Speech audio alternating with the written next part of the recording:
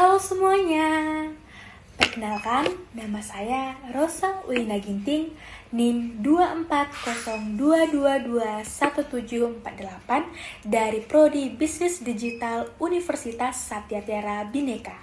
Nah, hari ini saya akan mengajak teman-teman semuanya menyelami satu negara besar, yaitu Brasil. Negara terbesar kelima di dunia dan yang paling luas di Amerika Selatan. Nah, ternyata negara ini telah bertahan lebih dari 100 tahun sejak merdeka dari Portugal. Dan kita akan membahas kenapa sih Brasil bisa tetap kuat melalui teori Astagatra dan apa sih pelajarannya untuk Indonesia. Yuk simak video yang satu ini. Brasil itu luar biasa. Wilayahnya mencapai 8,5 juta kilometer persegi.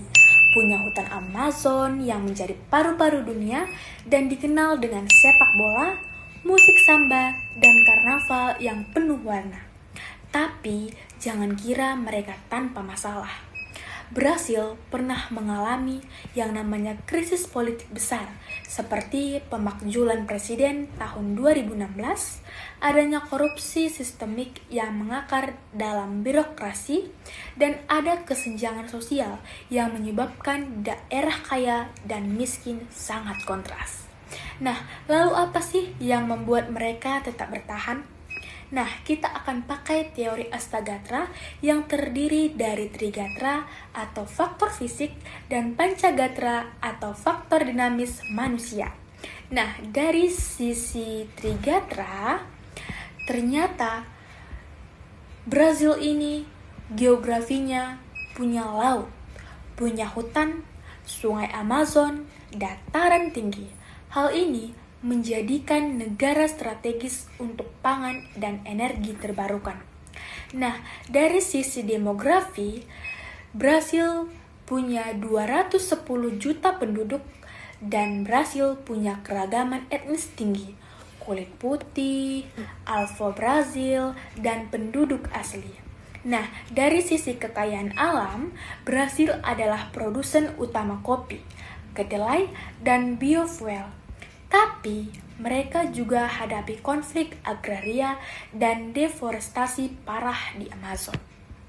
Nah, kita beralih ke sisi Pancagatra.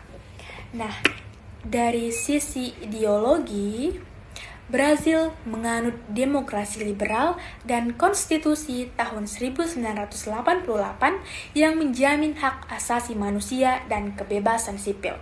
Nah, dari sisi politik, federatif dan presidensial dengan sistem pemilu langsung. Nah, meskipun presiden berganti lewat pemakzulan, transisi tetap damai dan konstitusional. Nah, dari sisi ekonomi, ternyata Brasil ekonominya terbesar di Amerika Latin, tapi juga memiliki utang besar dan inflasi yang tinggi.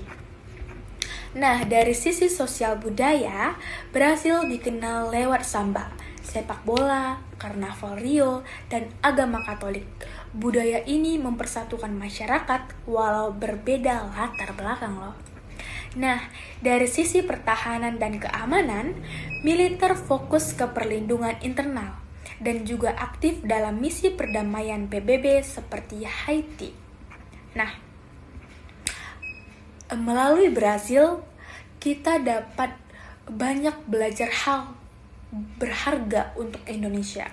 Nah, yang pertama, ada keragaman itu kekuatan, bukan malah menjadi kelemahan. Nah, yang kedua, ada kestabilan politik dan hukum sangat penting. Yang ketiga, ada kelola kekayaan alam secara berkelanjutan. Dan yang paling utama, berantas korupsi sampai akar-akarnya. Nah, Indonesia bisa belajar untuk menguatkan institusi dan merawat pluralisme dan menjadikan demokrasi sebagai alat pemersatu bangsa. Nah, kita sebagai mahasiswa bukan cuma pengamat, namun kita bisa aktif di organisasi sosial dan kampus, sebarkan nilai toleransi dan kebangsaan, dukung gerakan anti korupsi dan lingkungan, dan jadikan media sosial sebagai alat edukasi. Terima kasih sudah menyimak video saya. Ingat, ketahanan negara dimulai dari diri sendiri. Satu tindakan kecil bisa jadi awal perubahan besar.